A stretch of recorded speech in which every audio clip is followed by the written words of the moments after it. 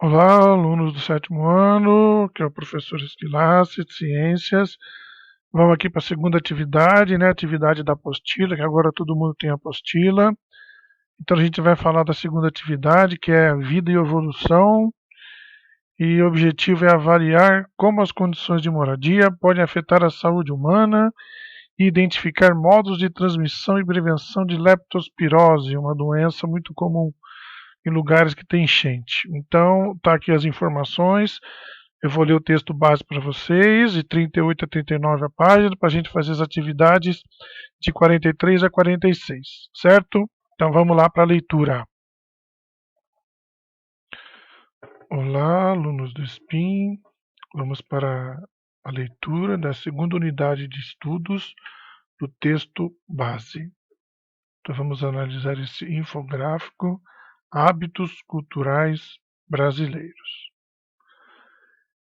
Imóveis e suas peculiaridades por região brasileira. Então, começando aqui em cima, né, norte e nordeste, esse levantamento diz que os maranhenses, cearenses, baianos e pernambucanos, assim como todo habitante do norte e do nordeste, eles pedem estrutura para instalação de ar-condicionado em suas casas. Em Pernambuco, né, os recifenses da capital Recife, eles pedem ralos nas áreas molhadas do imóvel. Para eles, é tradição fazer a limpeza jogando baldes de água na cozinha, na área de serviço e nos banheiros. Já no sul e no sudeste, a limpeza normalmente é com pano molhado. No Distrito Federal, privilegia imóveis em regiões com fácil acesso ao transporte público. No Rio de Janeiro, eles gostam de aproveitar ao máximo a vida ao ar livre e apreciam muito as áreas comuns dos condomínios. Em Minas Gerais, mineiros gostam de apartamentos com grande quantidade de armários embutidos. Em São Paulo, preferem se encarregar da escolha e aplicação do piso. Os que moravam em casa caem de amores por apartamentos com quartos espaçosos.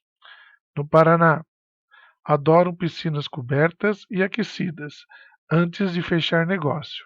Preferem fazer visitas ao estande para namorar o apartamento. Em Santa Catarina, gostam de apartamento entregue com piso e é um comprador do tipo amor à primeira vista. Vê, gosta e compra em pouco tempo. E no Rio Grande do Sul, não dispensam a churrasqueira.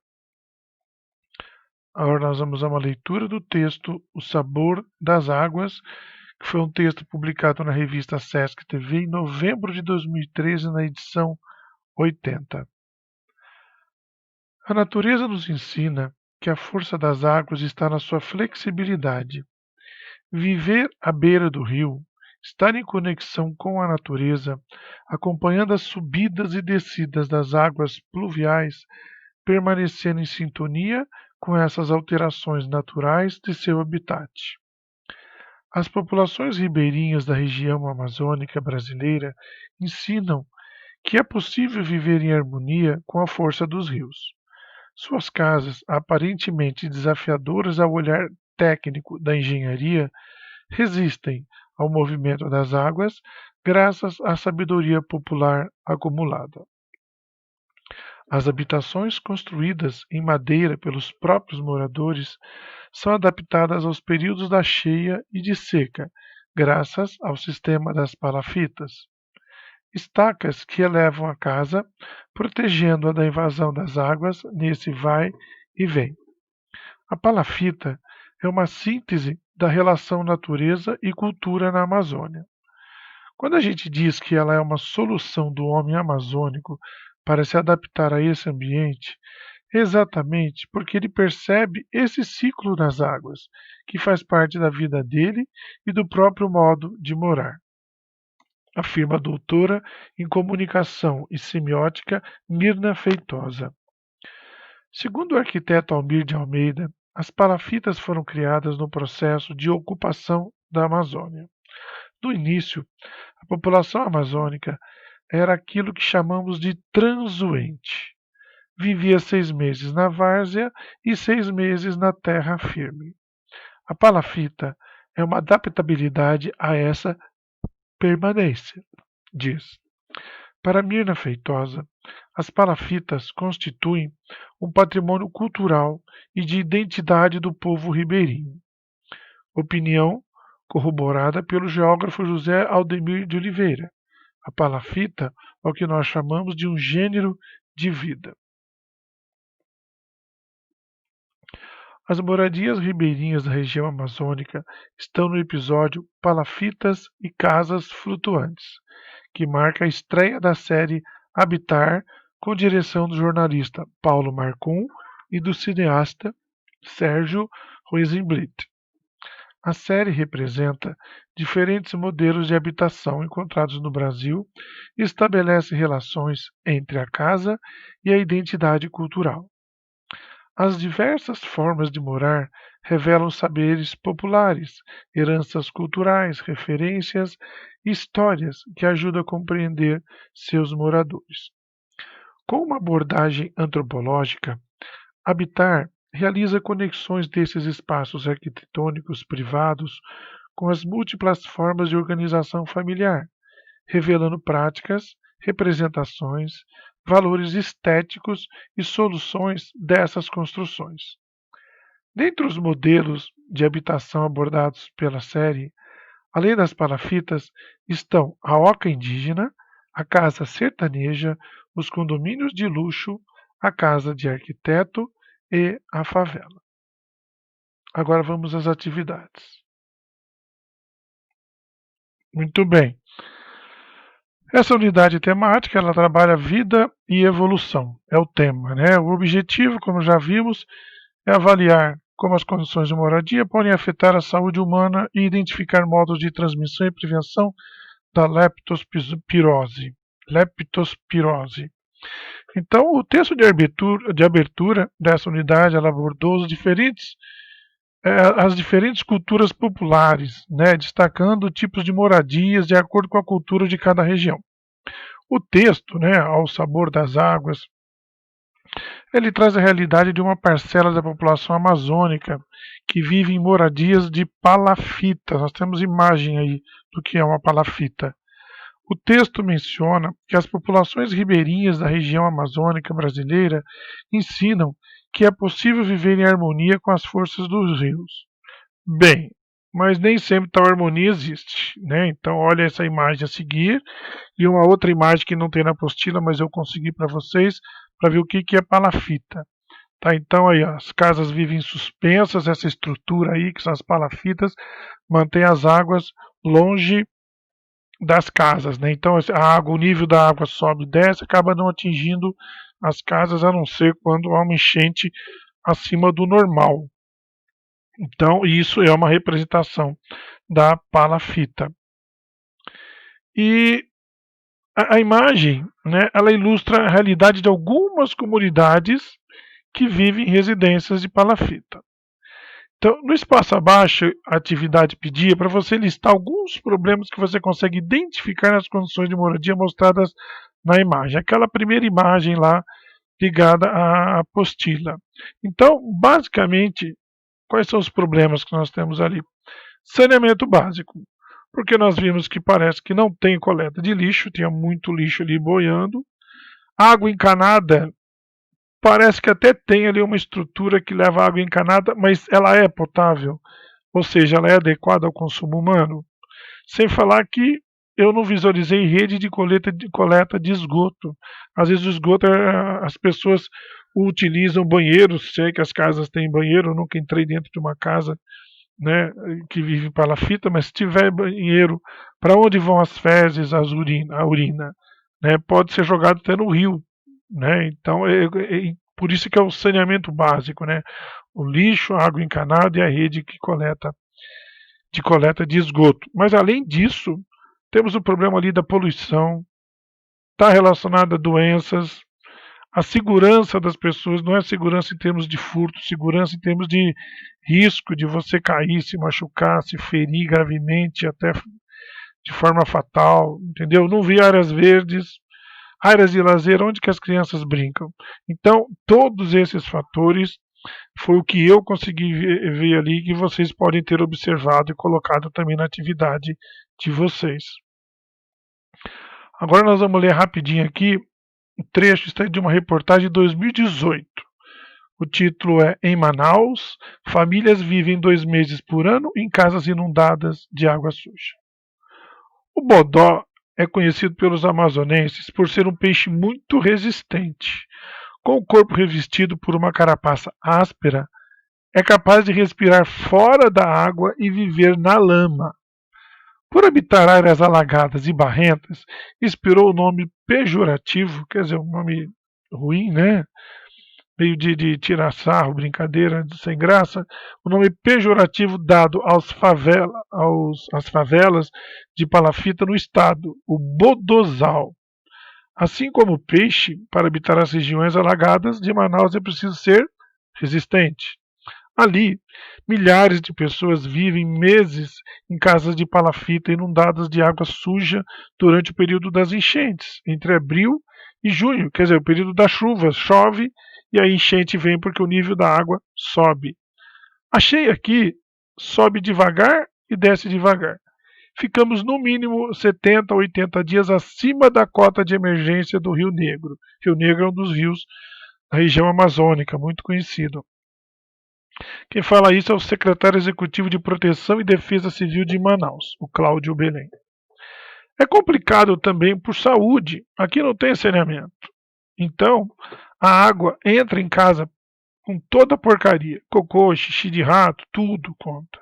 Na época das enchentes, segundo a Defesa Civil Municipal, aumentam os casos de hepatite, leptospirose, febre tifoide, diarreia crônica, dengue e parasitoses intestinais.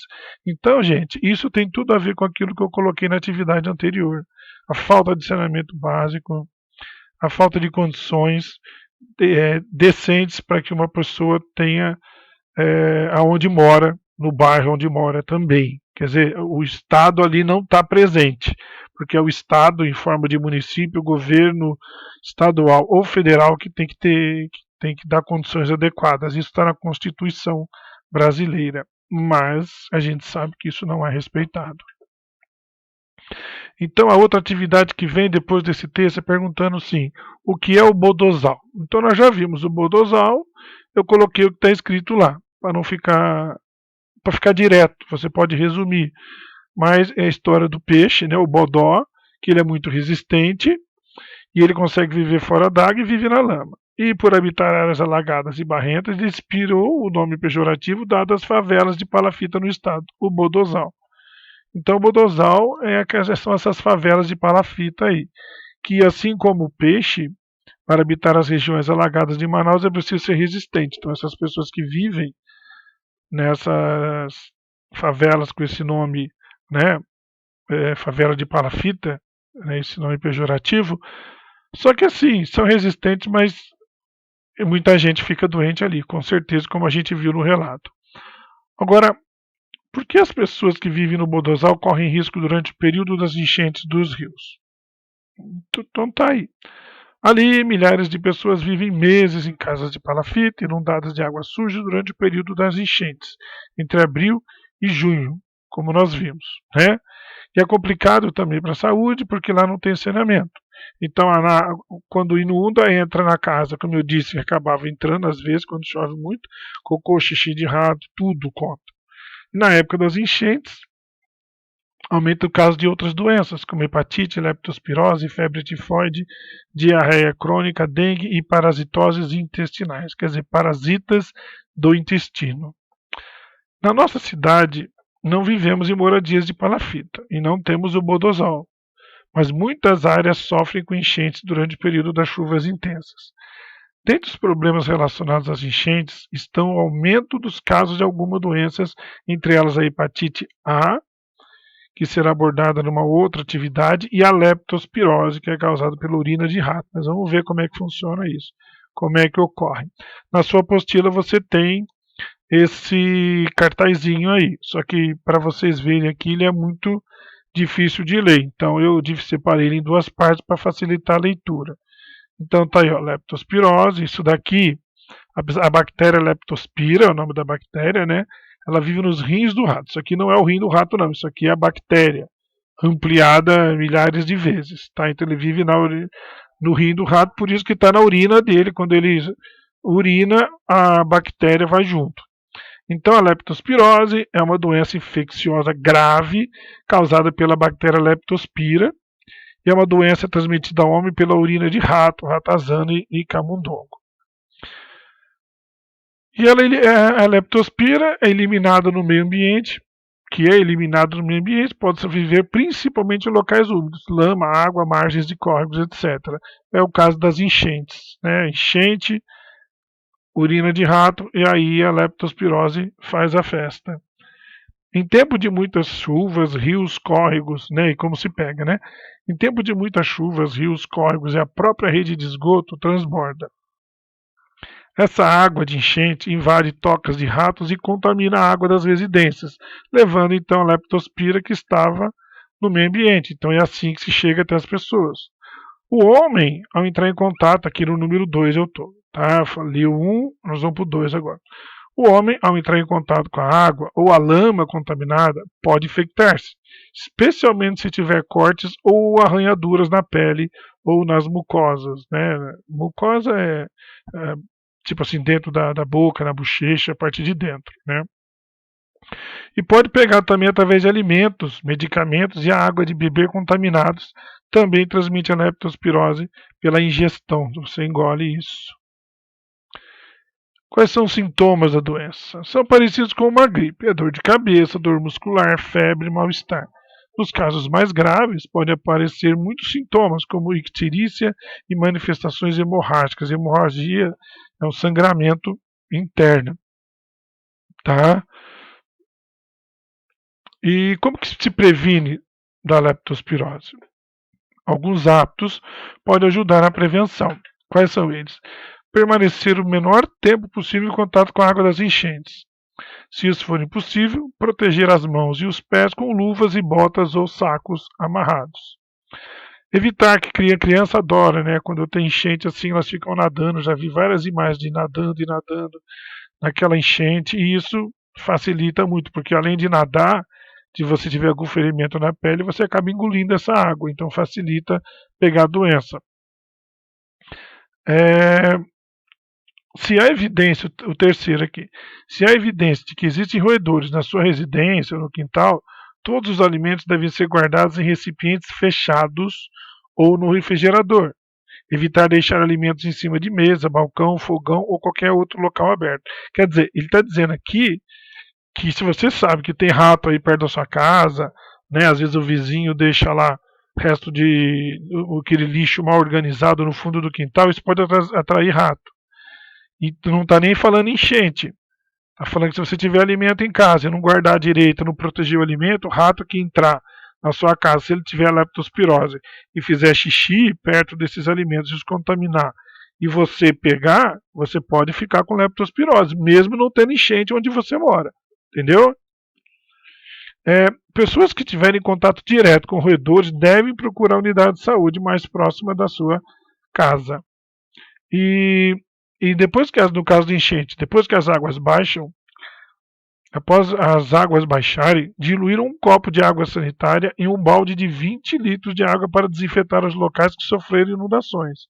Depois jogar água limpa. Então, quer dizer, você tem que limpar o ambiente com água sanitária nessa proporção aí, para que mate qualquer bactéria que esteja ali, tá? Não jogar lixo na beira de córregos, terrenos baldios. Foi o que nós vimos, né? O terreno baldio aí você pode não ter uma enchente, mas se o teu vizinho não cuida bem do quintal dele, pode atrair rato e pode trazer a leptospirose.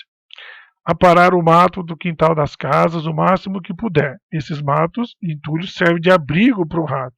Então é muito importante, se você mora perto do terreno baldio, sempre estar ligando para a prefeitura e pedindo para ela.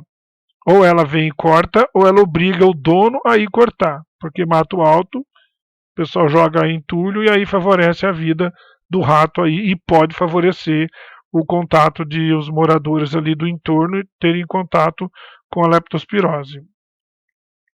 Certo? Então agora respondendo. 3. Qual é o agente causador da leptospirose? Quem causa leptospirose? A leptospirose é uma doença infecciosa febril aguda, tendo como agente causador a bactéria Leptospira. E qual é a forma de transmissão da leptospirose? A forma de transmissão resulta da exposição direta ou indireta à urina de animais, principalmente ratos, né? Rato, camundongo, ratazana, esses roedores, infectados então pela bactéria Leptospira. E sua penetração ocorre através da pele com lesões, pela íntegra, pele íntegra imerso por longos períodos, quer dizer, não necessariamente é só cortes, arranhão. Então fica muito tempo em contato, mesmo a pele não tendo nenhum ferimento, ela pode proporcionar, né, essa contaminação se você ficar em contato com essa água por longos períodos dessa água contaminada, ou através das mucosas, como eu disse, né? Mucosa pode ser a partir dentro da boca, pode ser do estômago também, do intestino. Por isso, quando você ingere essa água contaminada, você pode se contaminar. E ele pede 3 formas de prevenção da leptospirose. Uma, obrigação do governo municipal, estadual e federal. Obras de saneamento básico, melhorias nas habitações humanas e o controle de roedores. Outra forma, evitar o contato com a água ou lama de enchentes e impedir que crianças nadem ou brinquem nessas águas. E por último, a água sanitária, que é chamada de hipoclorito de sódio a 2,5%, que mata as leptospiras e deve ser utilizada para desinfetar os reservatórios de água, para limpeza e desinfecção de locais e objetos que entrarem em contato com água ou lama contaminada em períodos de enchente. Certo? E aqui eu coloquei umas imagens, tudo isso aqui é Ribeirão Preto, tá? Isso aqui é na Francisco Junqueira, quando tem enchente. Olha o povo, que desespero, hein? O povo teve que subir no banco, ainda bem que não subiu mais. Eles tiveram que subir no banco para se proteger desse rio que avançou até o ponto de ônibus. E o ônibus não ia passar numa situação dessa. Então eles ficaram presos aí, Deus sabe até que hora, né? Com fome, vontade de ir ao banheiro, situação complicadíssima. Aqui também, né, tanto na primeira imagem como na segunda, grande risco de ter a bactéria Leptospira aí misturada com a urina do rato. Ribeirão também, olha só onde que o nível... Aí no caso a água não tinha subido ainda, né, como na primeira imagem, mas ia chegar. Olha aqui, ó, quase passando por cima da ponte. Então tudo imagem em Ribeirão Preto, então realmente acontece em Ribeirão, melhorou essa situação ali na chamada Baixada, né? Baixada porque é a parte baixa, e geralmente parte baixa tem rio, e se tem chuva forte, esse rio sobe aí e causa as enchentes, certo? E aí, por último, essa atividade aí fica a critério de vocês, ter um espaço, né, para criar uma frase ou um desenho que alerte as pessoas sobre o perigo das enchentes para a saúde da população, não só de enchente, né, como nós vimos. Você pode não ter problema com enchente, mas se você tem perto da sua casa terreno baldio ou muito entulho, atrai rato e isso pode levar a leptospirose para a tua casa também, mesmo não tendo enchentes na região que você mora. Tá bom? E aí é uma referência de onde foi tirado aquela reportagem lá que a gente leu sobre Manaus. Certo? Então é isso, gente. Tá aí essa atividade 2, né, da apostila. Então essa videoaula é para ajudar nisso, tá bom? Se vocês já fizeram, agora a gente tem uma discussão sobre esse assunto, tá bom? Então, valeu, bom trabalho, até a próxima videoaula. Um abraço.